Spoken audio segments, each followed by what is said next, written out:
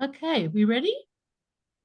Welcome to the Zoom seminar for the Golden Pathway. We are having a year where we are looking at practicing spirituality as our way of bringing the teachings of the Ascended Masters into life and into our hands and into our behaviors. So we've done many years of seminars on different things like relationships and finances and psychology and healing.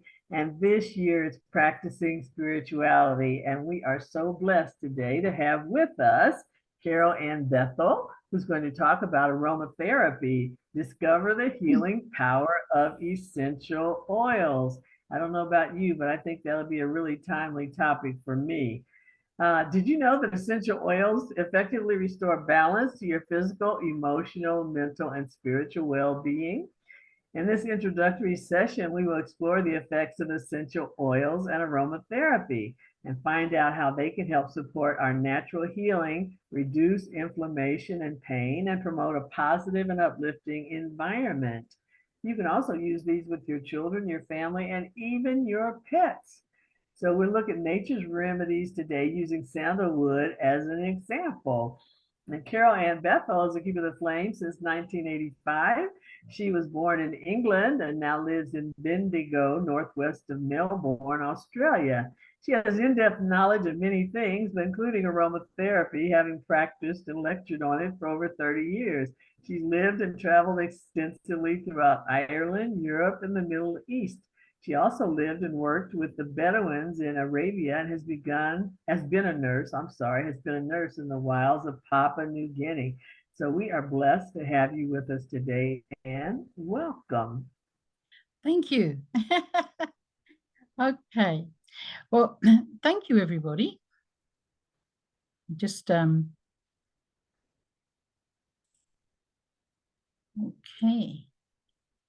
Right.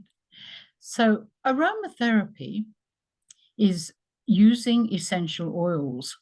So when we talk about aromatherapy, what we're actually talking about is the science of smell. But more importantly than just the science of smell is using the actual oil, which was once a part of a plant. So within the field of aromatherapy, let's begin with what exactly is an essential oil. Well, it's a vital part of the plant, without which the plant cannot live. And this, what you're looking at right now, is a sandalwood forest. And as you can see, it appears quite dense. It's a sandalwood forest in India. It appears quite dense, but it's full of light. And when we talk about using plants in medicine, we talk about phytotherapy. Phyto means plants, so it basically means plant therapy. And it's very important to understand that what an essential oil is an integral part of that plant. And we don't use the whole plant, but in aromatherapy, we use the whole oil. We don't compartmentalize it and take it a little bit of this or a little bit of that, which has tended to be happening just recently with essential oils, but we use the whole oil. Just a moment. It's a vital ingredient within the plant without which the plant could not successfully survive. And there's our phytotherapy and our sandalwood forest. The word essential comes from the Middle English in the Middle Ages, and it comes from a word quintessence, which basically meant the fifth element, that is beyond fire, air, water, and earth. So we're talking about the etheric, and essential oils were acknowledged as coming from this finer essence. It's also a degree of refinement in distillation, as that word is used today, but its original meaning was beyond fire, air, water, and earth. Essential oils are a life force in their own right. They are very active, and they alter and grow as the plant alters. So if a little bird comes along and eats that plant and then does a poopy somewhere else, and that plant grows in a different environment, higher up the mountain, more sun, less sun, the plant will adapt to that, and it's the essential oils that aid that adaptation. They are agents of interaction. And it introduces us to a new word called organicism, which means using the whole oil. We can't use the whole plant in this instance. And it's elementary, dear folks. An essential oil is a vital tool for the plant that it uses for its defense against pests and predators and to attract pollinators and us. We are attracted by those aromas too. Every living thing has a little elemental that helps look after it. Essential oils are composed of tiny, tiny molecules that can easily penetrate the skin and every cell of your body.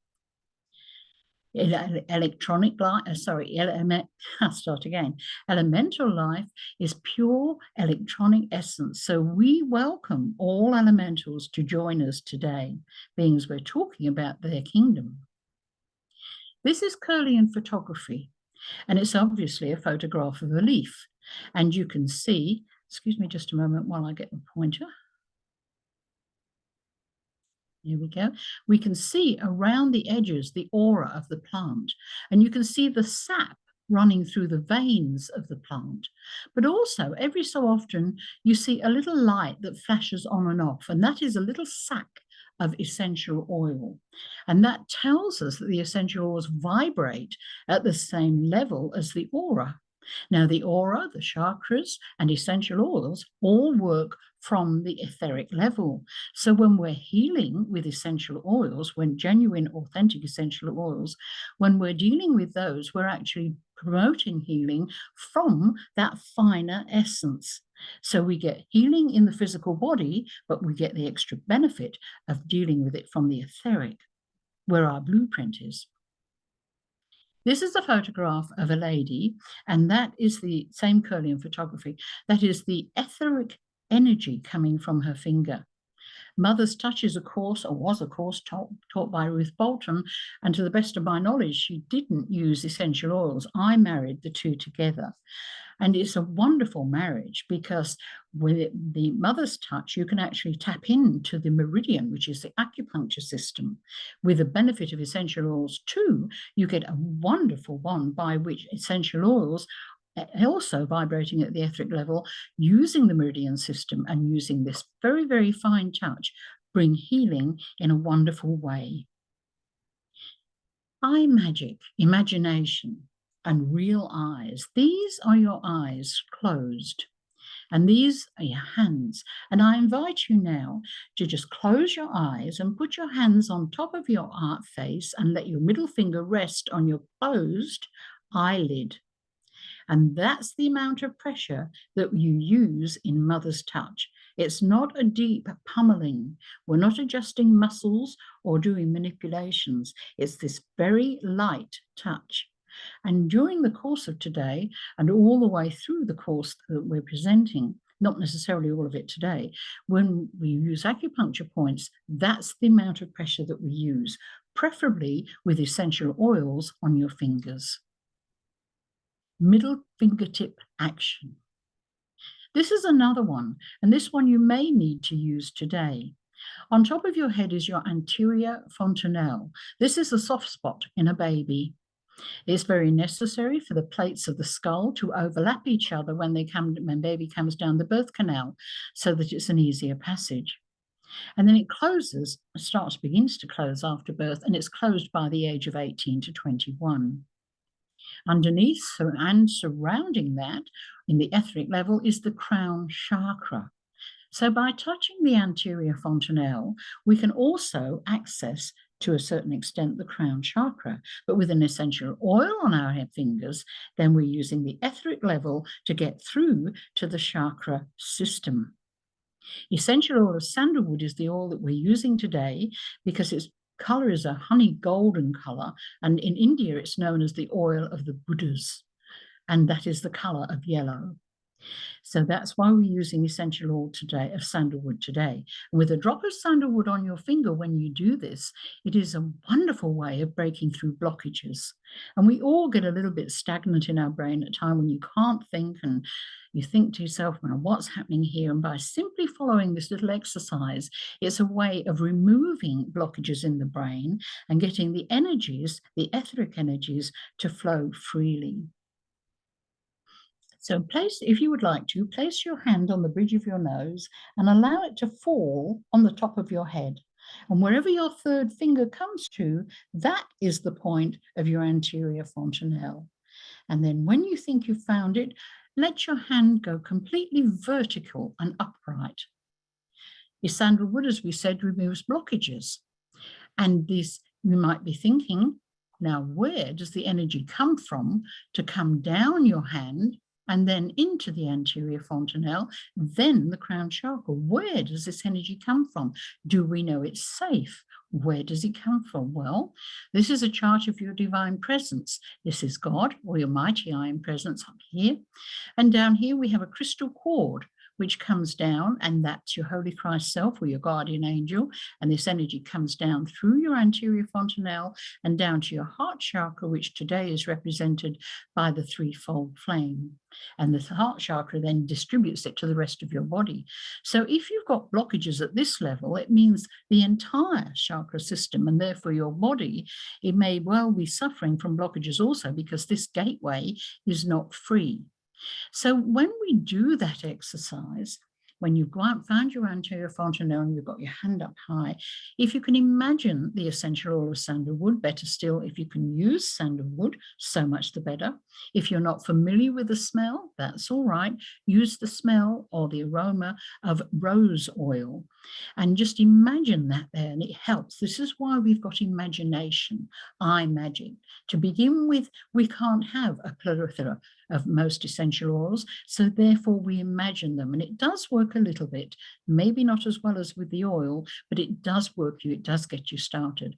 So if any time during today you're feeling a little bit overwhelmed with technical names or a language you don't understand, simply repeat this exercise and imagine the essential oil of sandalwood on your fingertip, and imagine all of those blockages dissolving and energy flowing freely through your chakra system, your brain, and therefore your body.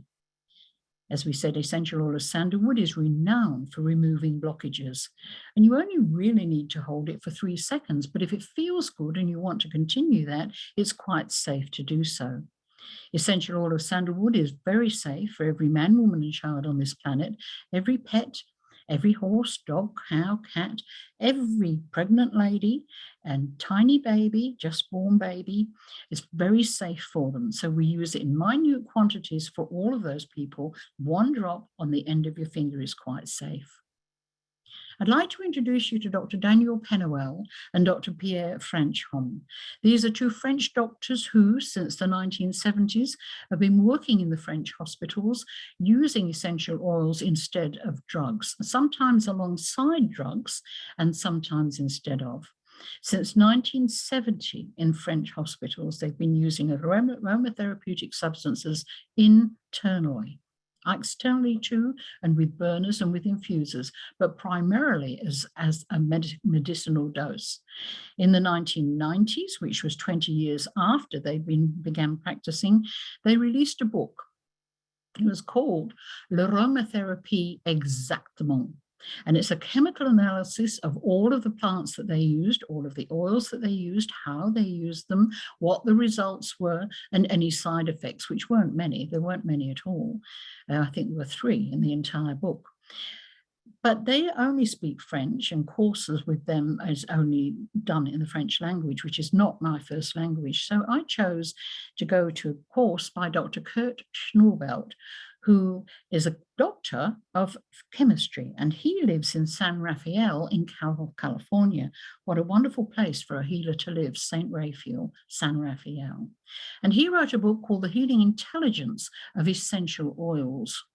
And this is a most wonderful book. It has all sorts of different answers to your questions. And it even explains why some antibiotics can become resistant, some germs can be resistant to antibiotics. And it's all explained in that book, which I can tell you if time permits, but I'm not going into that today. We have a bibliography at the end of this slideshow, and you have it in your handouts, the bibliography, and that is included in there. Dr. Kirch-Norbelt said, "We have a common biochemical and cellular heritage with plants. The multi-layered activity of plants helps maintain the integrity of our genetic code."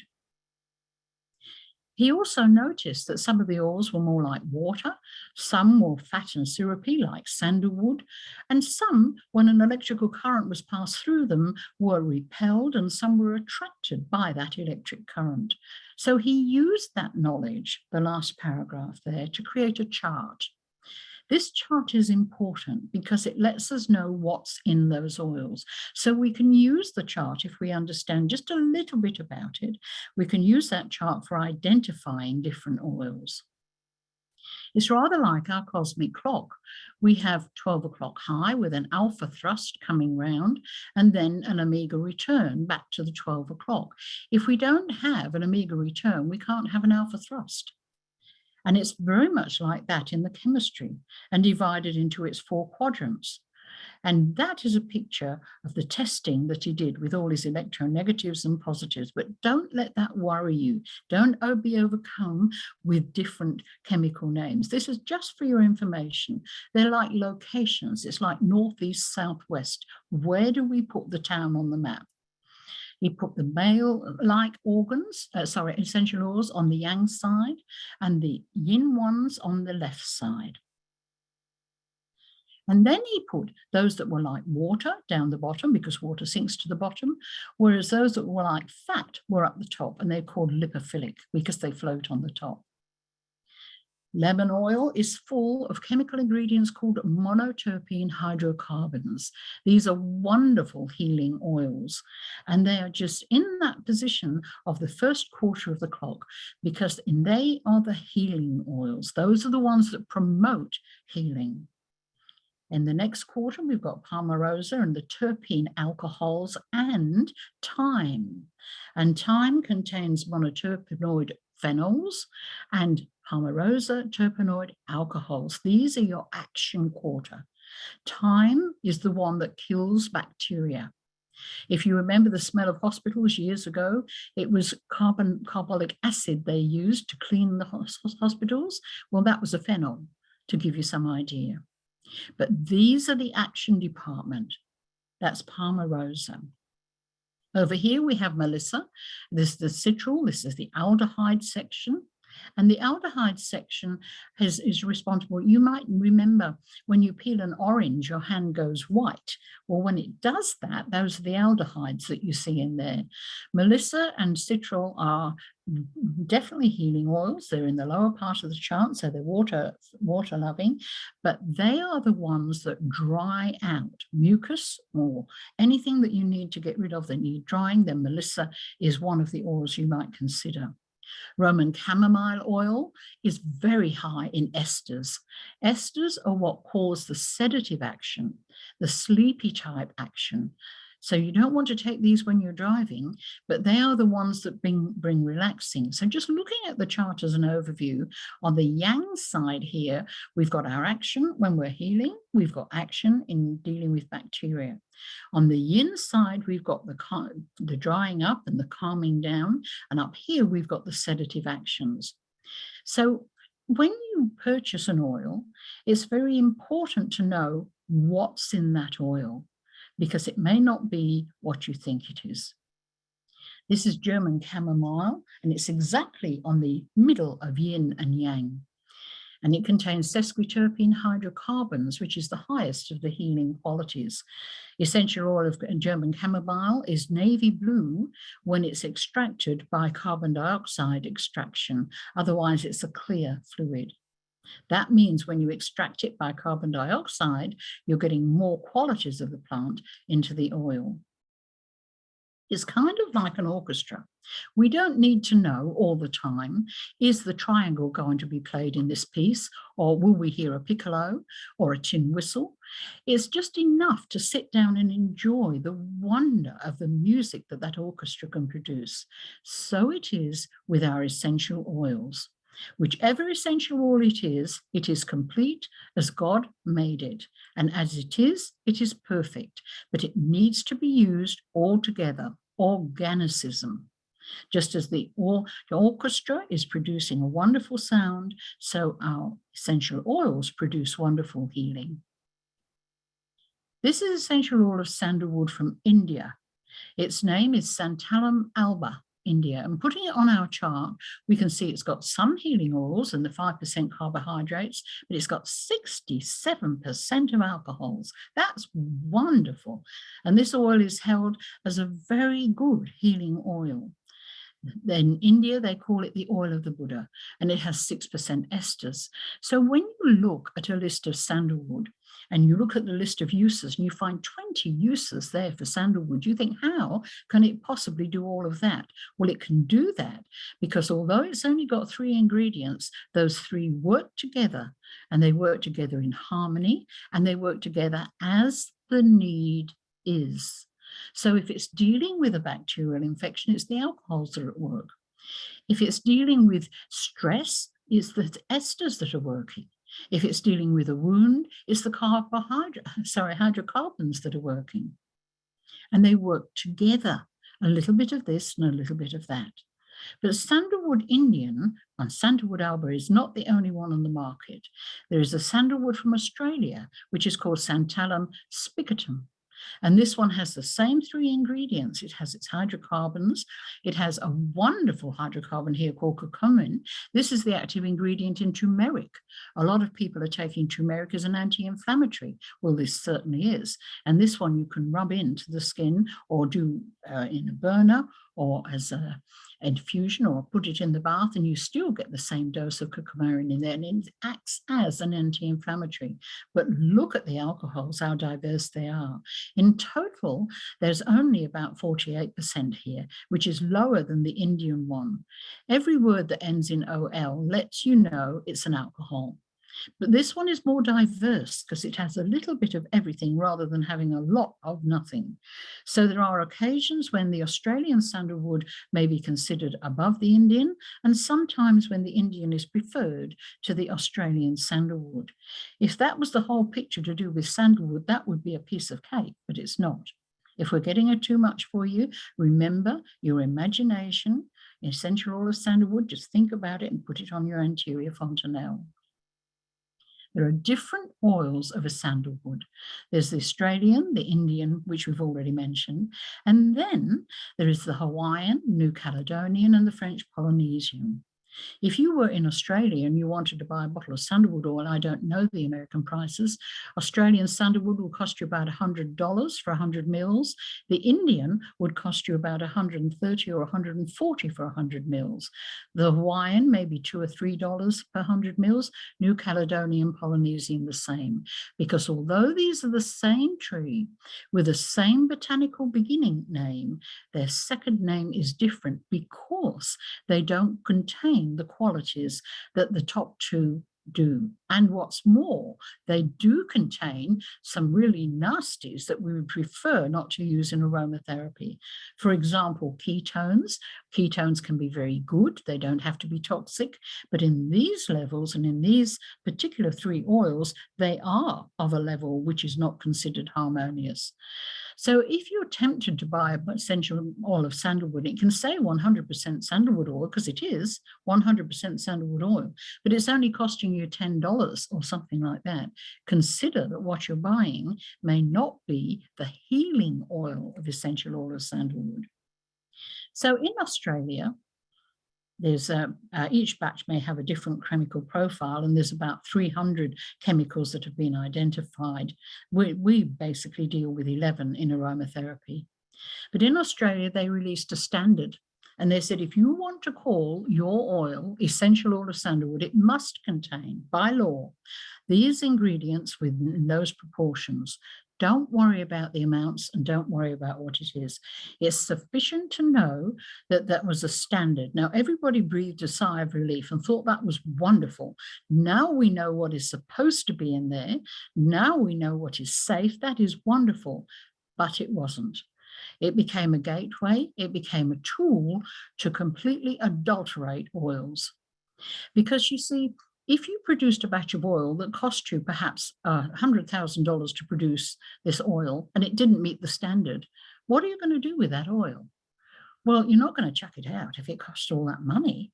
So consequently, what they do is they add what is missing. And what they add is normally not a natural product. It can be a chemical or a synthetic. It can be anything that they add. So we need to know not only that it is an essential oils, we also need to know that it is an authentic essential oil.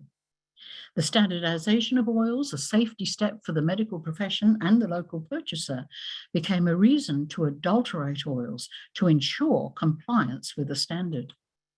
Standardizing is openly telling people that they've helped the oils to reach these standards for customers who expect a specific composition. And a perfect example is lavender 4042, where linalool acetate, partly or fully synthetic, is added. In France, they had a major problem with this and with these different standards. And they said that every lavender oil had to have 40% linalool and 42% linalool acetate. And most of them didn't make it. So they added it to it and they called it helping. What was even worse was when they did this, helped the oils and didn't tell the customer. That's called adulteration. And the prices betray them. Because if the price is obviously different and a lot cheaper than the other oils, it's telling you this oil may well have synthetic chemicals in it. Because where are they going to get natural chemicals to add to it? They have to adulterate another oil to get that out. And that's precisely what happened. Authentic oils initiate processes designed by evolution, arising at the level of the whole plant organism. They were perfect as God made them. They couldn't act as an orchestra if you took even one violinist away. Or if you added a foreign violinist who wasn't quite sure of the profile and how it happened, you ruin the etheric level of the oils by adding things to them. Adulterated oils initiate processes arising at the interface of smart engineering and the corporate objective of cutting costs. They were perfect as God made them. In France, that had that problem with lavender, as I just spoke about. In the essential oil of lavender, if you have a burn, for example, in the kitchen and you burn yourself, you can tip neat lavender oil, Lavandula angustifolia, onto that burn and it would take away the pain, it would take away the scarring, it would take away the blistering. And as soon as it starts to tingle again, put more on it. And 24 hours later, it's gone. That is the healing power of essential oils. That is the healing power of lavender. But when these lavender oils stopped working, they went to find out why, and they've been adulterated. The minute you introduce something to an oil, it will not work the same as the original. This is pure essential oil of rosemary, but it's made from the components of essential oil of eucalyptus and orange. So the scientific engineer, had a bottle of orange, a bottle of eucalyptus, took out what he wanted from there, blended them together and called it rosemary oil. It was true, it's 100%, because it's 100% pure. It was pure eucalyptus, it was pure orange before they mixed it together. Even worse than that is they can now do that completely from chemicals and from synthetic components that mimic rosemary's ingredients. Now, all three of these, this one, and this one, chemically are identical, but etherically they are not. Etherically, they do not have that supercharged, wonderful injection, if you would like, or infusion of that wonderful energy. They don't have it because they've been interfered with. This is some research from Sydney University in 1990. This is a germ called Staphylococcus aureus, or golden staph. Methicillin-resistant Staph aureus is known as MRSA. It's a big problem in the hospitals because it's resistant to all antibiotics. But the research from 1990, 30 years ago in Sydney, found that a 5% concentration of Santalum spicatum, that's Australian sandalwood, had a minimum inhibited concentrate rate of 50 parts per million. That's all it took, 50 parts per million, to immobilize Staph aureus and to prevent it from reproducing. It did not kill it. And it was a blessing that it did not kill it. Because if you kill something, you've got to take away the dead body. Essential oil of sandalwood lacks those capacities. But what it does do is the minute that it's been immobilized and sterilized, it allows the body's autoimmune system then to act, previously being overwhelmed by this bacteria.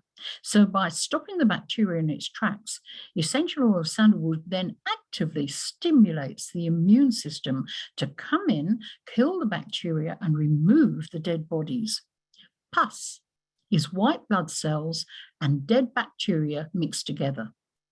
If the immune system doesn't come in and mop it all up, so to speak, and clean up the area, then that becomes a problem. So the job of the oil is to immobilize it, stop it from multiplying, and then stimulate the immune system to clean up the terrain. Louis Pasteur, who gave us pasteurized milk, said at the end of his life, he said, the bacteria is nothing. Ignore the bacteria. This is the man who spent his life discovering bacteria.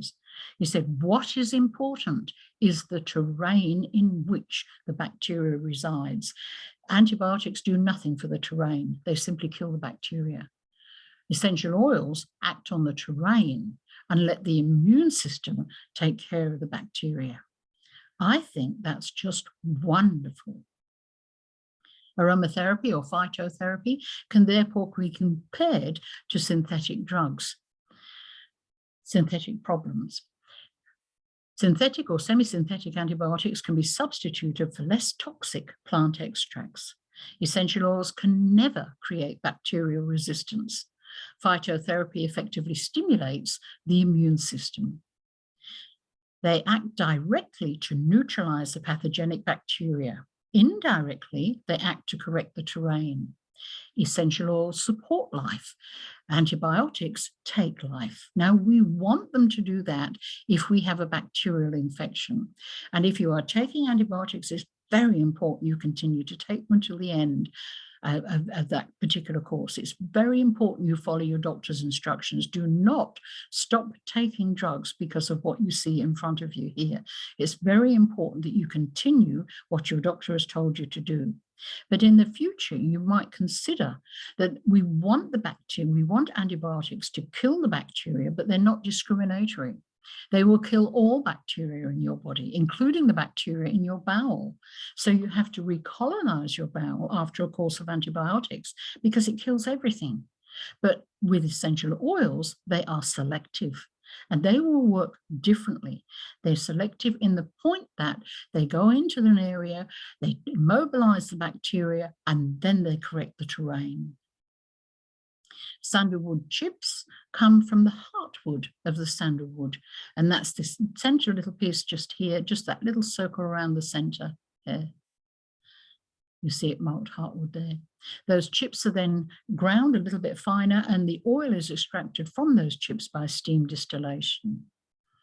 We're going to look at two uses of sandalwood because they are very powerful and they act instantly, and they are concerning children and old people because essential oil of sandalwood, as we've already said, is safe for everybody. And this is how to deal with a sore throat. Now, if you have a sore throat and you use this treatment and it doesn't work, you must immediately seek medical or professional advice because this works so well. If it's not working, it means something else major is happening there. You need your tonsils. People who've had their tonsils removed are therefore liable to some awful diseases like glandular fever. Your tonsils are your body's first defense when you breathe in something or when you swallow it. So we want to hang on to our tonsils, but when they blow up like footballs at the back of your throat, particularly with a child, and the child can't swallow and they can't swallow water, then you've got to do something. You've got to do something quickly. And this is what we do. You take a small glass, this is a shot glass, and it has a V-shaped curl in the middle just there, which makes it easier to mix the oil and water together. You're also going to need 1 drop of essential oil of sandalwood. That would be spicatum or alba, Indian or Australian sandalwood, but not those 3 down the bottom on the list. And we're going to take that 30 ml glass and half fill it with warm, not hot, warm water. And add your 1 drop of oil, then swish to mix it. This is why it's only half full to begin with. Then top it up with more warm water. Now we're ready to act. We're going to have 3 mouthfuls to gargle. The first mouthful, you put it into your mouth, you switch it around your mouth or teeth, gums, tongue, and spit it out into the toilet or into the sink with a tap running. Do not put it into a tissue or a hanky. It is full of the most dreadful bacteria. You don't want to share them with anybody else. The second mouthful, you take it into the back of the throat as long as you can and gargle for as long as possible, and then spit it out. It's still nasty. The first 2 mouthfuls are cleansing. But the third one, we get it to the back of our mouth and then gargle as long as possible and then swallow. And it coats the entire throat with a wonderful lining of antiseptic healing essential oil. What you're actually swallowing is 1/3 of 1 drop of essential oil of sandalwood. And we've already said, but I will say it again, that sandalwood is an oil which is safe for every man, woman, and child on this planet. It's safe for pregnant women, it's safe for little children. Unless you know that you have a condition where you're taking drugs to suppress immune systems and things like that, and you're not quite sure, in which case don't use it until you've checked it out. One of the ways you can check it out is simply put a little bit of a drop.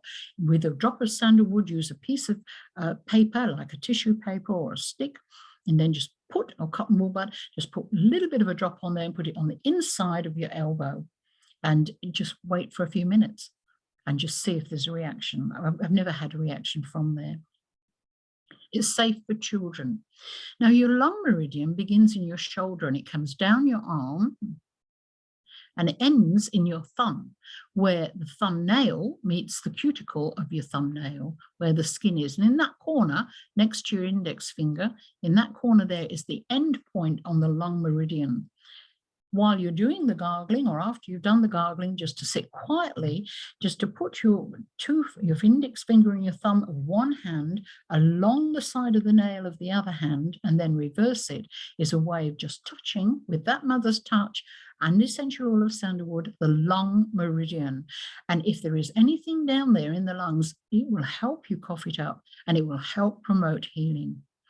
One of the most wonderful things is when you have a little sausage, maybe about 5 or 6 years of age, who is brought to you because he hasn't had anything to drink for nearly 24 hours because he can't swallow.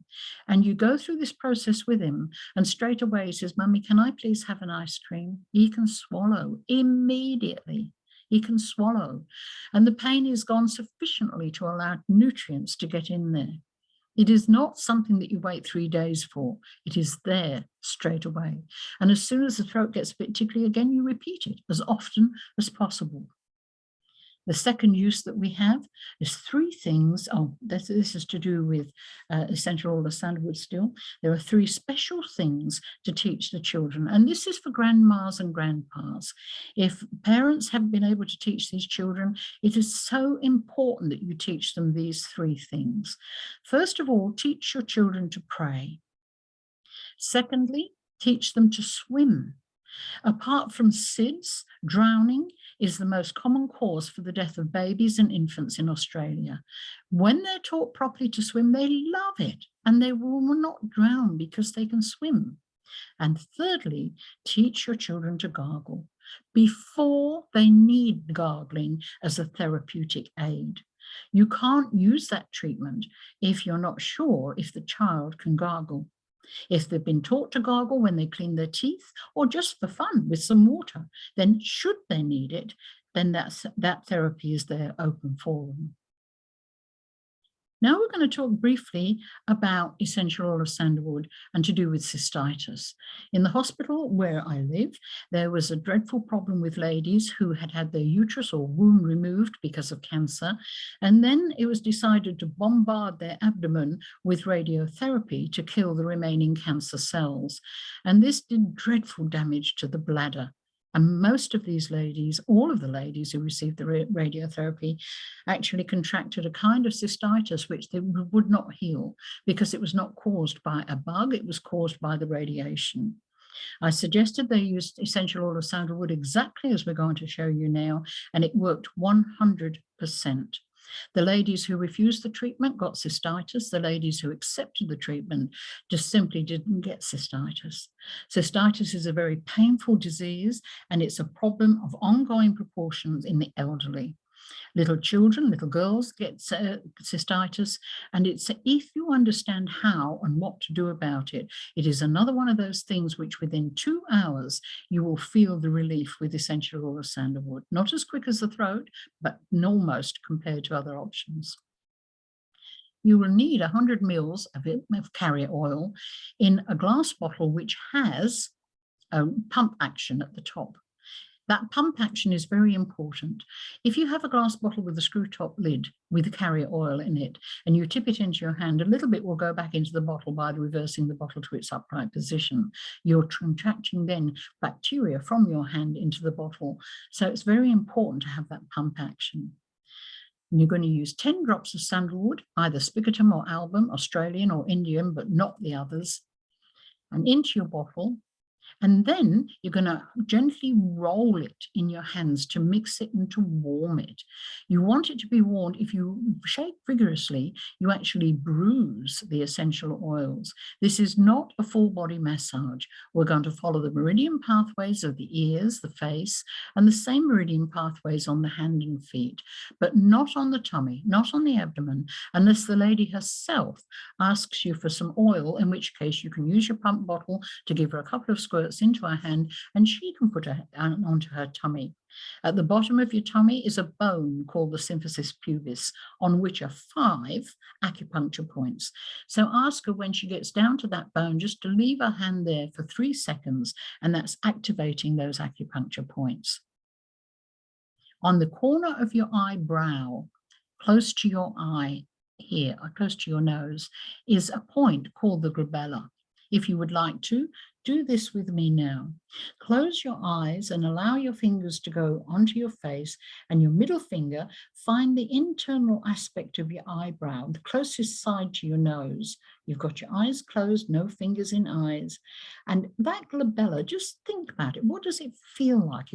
Is it a little pad of fat? Is it hot, cold? Does it tingle? Do you feel nothing? Everything is valid. And then just very gradually take your hands down and open your eyes. The glabella is the first point on the bladder meridian. There are 2 bladder meridians, one on the right, one on the left. They go up over your head, and then they do a little zigzag, little Z shape in your head, and then they come down the back of the spine to the bladder, activating the end points of meridians with mother's touch. And essential oil of sandalwood or any other oil is very good for promoting healing in the meridian. So let's have a look at the science behind skin application. Why is putting it on the skin so important?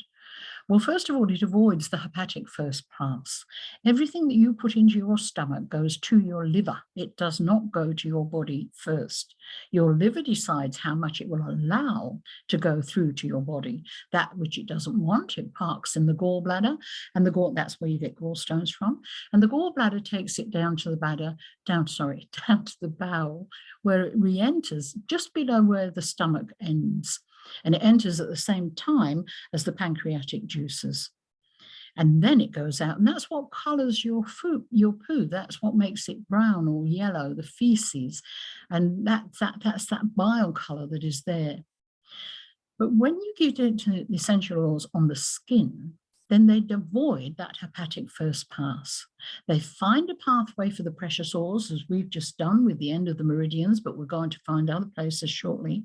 They enter the circulation, and eventually they go to every cell in the body. Now, they will go to the liver eventually, and the liver will chuck some of them out, but the body gets first bite. The body gets first choice of where they need to go. And when they've circulated around the body, they are expelled through the kidneys, not the bowel.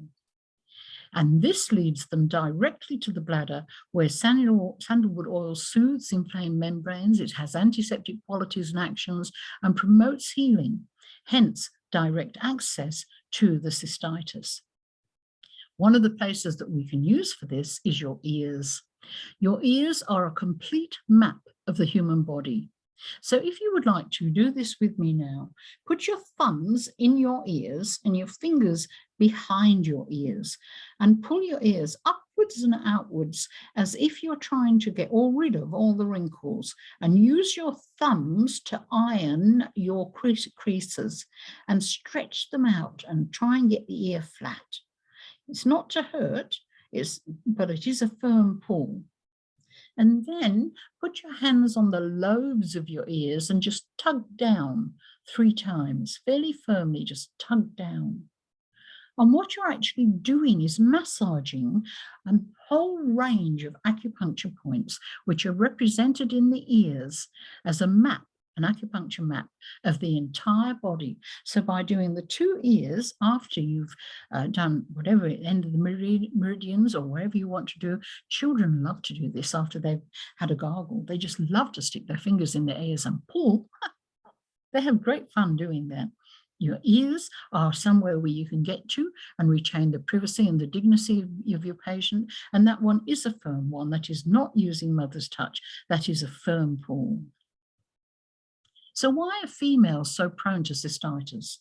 Well, before puberty and after menopause, there's a considerable lack of acid production in the vaginal area. This is because before puberty and after menopause, you're not fertile.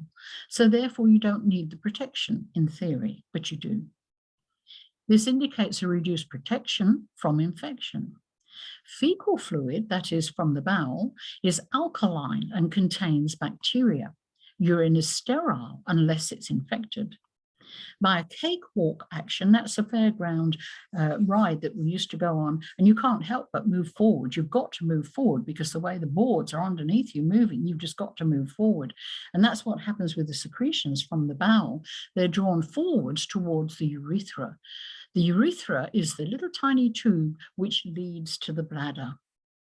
The female urethra is only 2 to 3 inches long, so if a little germ gets there, it hasn't got far to go, it gets into the bladder, and you've got bladder infections, urinary infections, cystitis, whatever name you want to put on it. That's how most of the bugs get there. In males, the urethra is 14 inches long, so they tend not to get any bladder infections. And that's because the urethra in a male goes from the tip of the penis, it goes into the body, into the tummy, it goes around the bladder, and then so around the top of the bladder, and then it enters, really goes into the prostate gland underneath the bladder. So the bladder can then empty into the urethra and discharge the urine. 1 drop of sandalwood on a pad, changed frequently, also helps.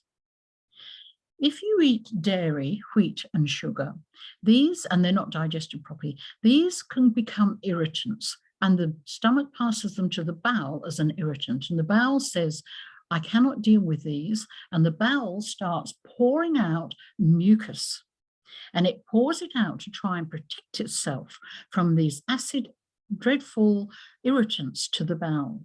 Now, your anus is a perfect seal for vegetable matter and other matter that's coming down there, solid matter, but it is not waterproof, and this mucus leaks through it. And it is believed that it is the mucus loaded with the dairy and the wheat that causes this fecal fluid to leak from the anus. Bathing is wonderful. Having a warm bath is a warm water infusion. And by inhalation, you're breathing in the warm, hot steam, and your skin absorbs the oils.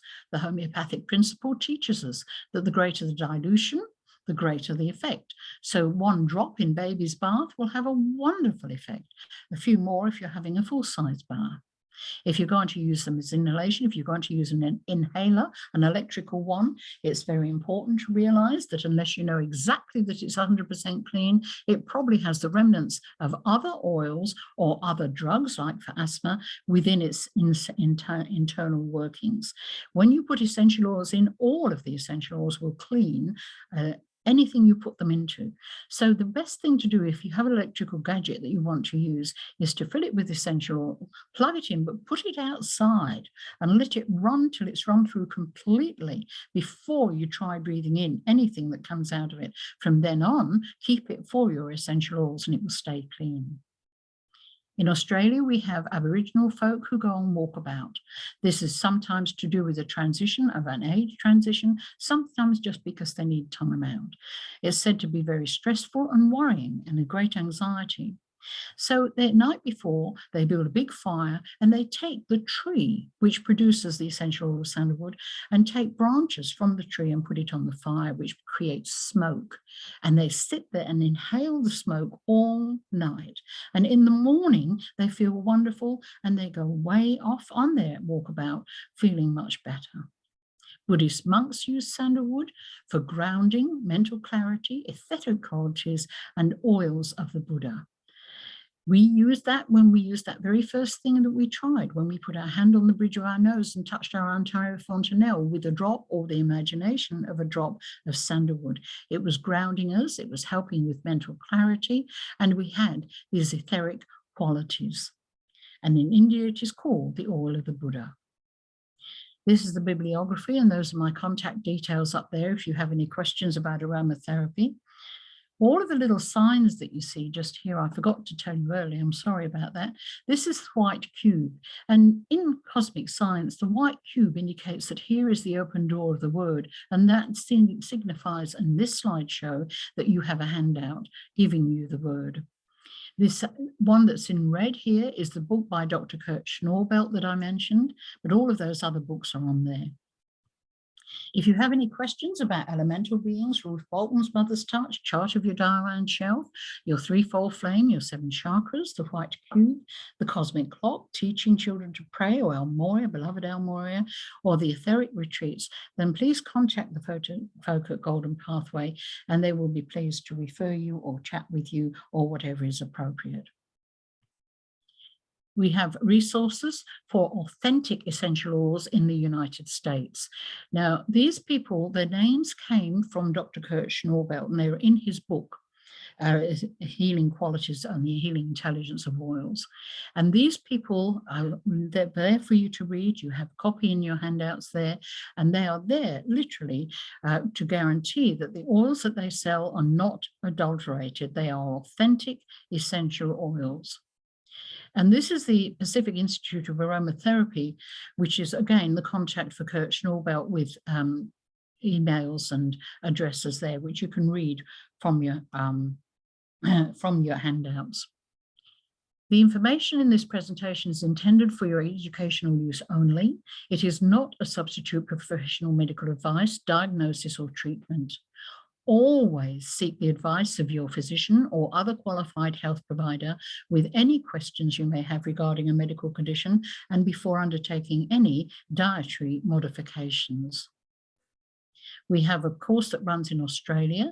If you're interested in following any of those courses, and we have some people from America doing that, we can send you the link if you care to contact us.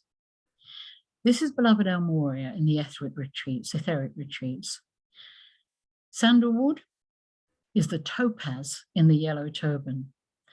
Moria has said that sandalwood is his oil, and he invites all of us to go to his retreats at night while your body sleeps. Thank you now and forevermore, beloved Moria. Thank you. Thank you, Rosalinda. Om Buddha. I'm going to stop sharing now.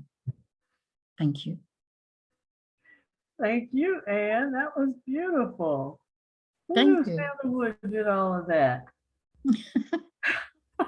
Wow. Questions or comments for CarolAnn? Sorry, what was the question? Did Am you I ask, muted? did you ask a question, Patricia? I did not.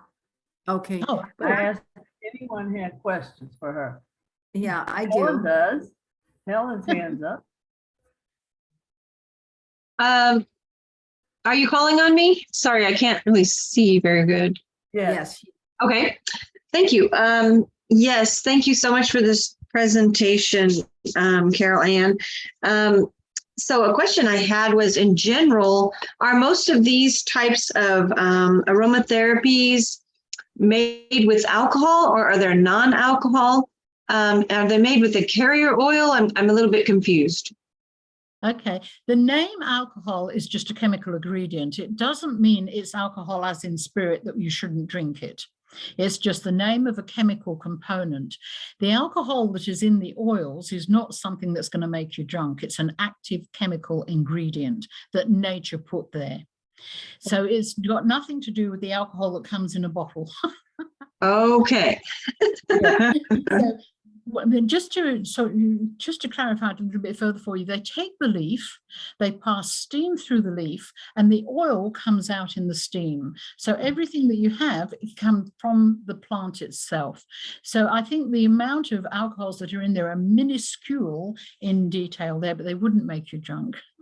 Okay, and then a quick question about the course program. Is that basically teaching us how to make these very products?